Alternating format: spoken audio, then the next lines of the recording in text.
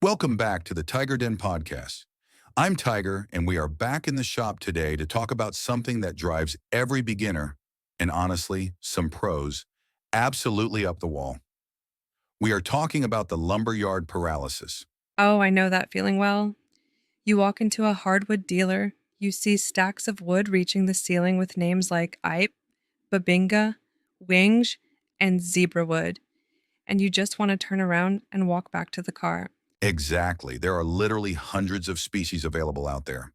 But here's the thing, you don't need to know all of them. In fact, if you're trying to build a solid foundation in woodworking, you should probably ignore 95% of them. Today, we're stopping the insanity. We're going to narrow it down to the core four woods that will handle almost every project you'll ever want to make. That's a relief.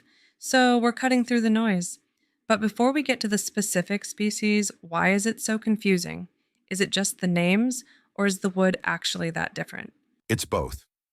Woods differ in density, grain pattern, how they take finishes, and most importantly for your wallet, price. I learned this the hard way.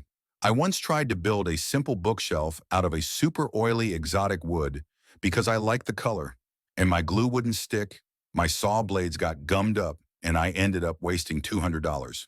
That sounds like a nightmare.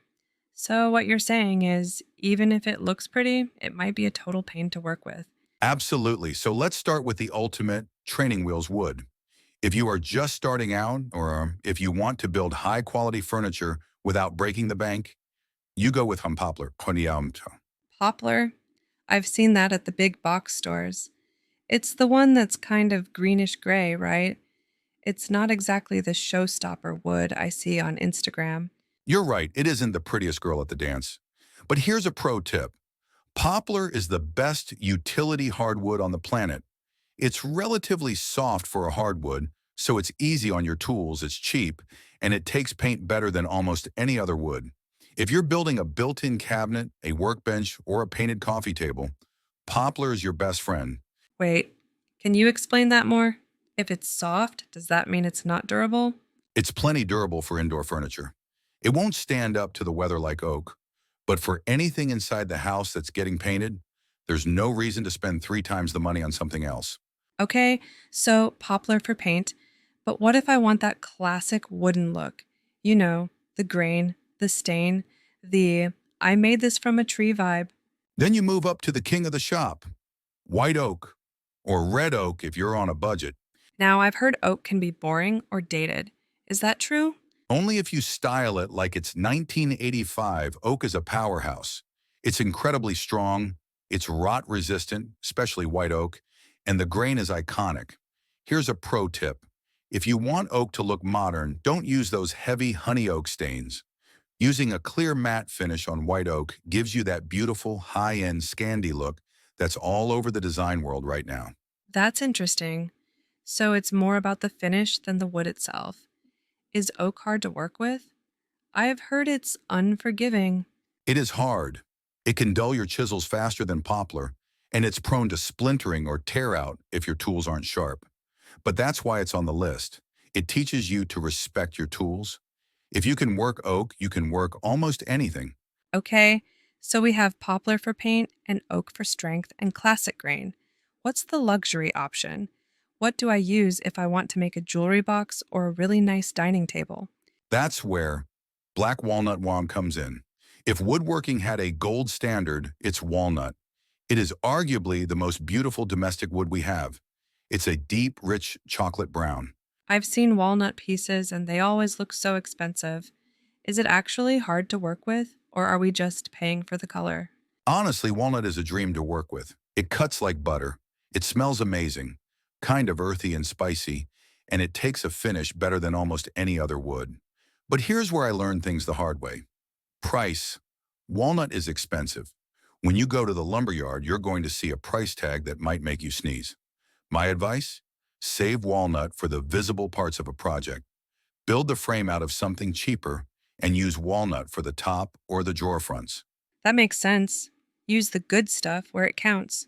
So we've got poplar, oak, and walnut. What's the fourth one? On hard maple. If you've ever looked at a cutting board or a bowling alley lane, that's maple.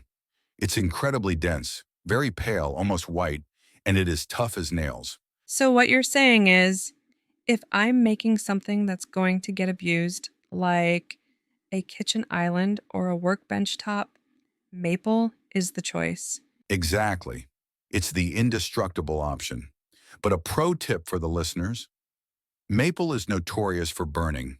If your saw blade is a little dull or you move too slowly, it will leave these dark burn marks that are a total pain to sand off. You have to keep your tools sharp and your movement steady. This feels way more manageable already.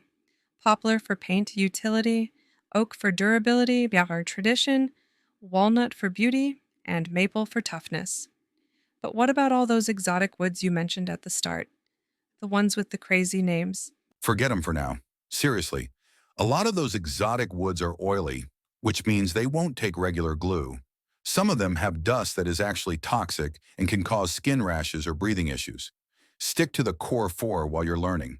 They are predictable, they are available at almost every lumberyard, and they are the foundation of 90% of the furniture you see in high-end stores. So, if I'm heading to the lumberyard this weekend, what's my game plan?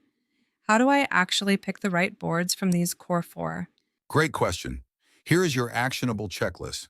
First, check the moisture. If the wood feels heavy or damp, leave it. You want kiln-dried lumber so it doesn't warp when you get it home. Second, look for straightness. Sight down the edge of the board like you're aiming a rifle.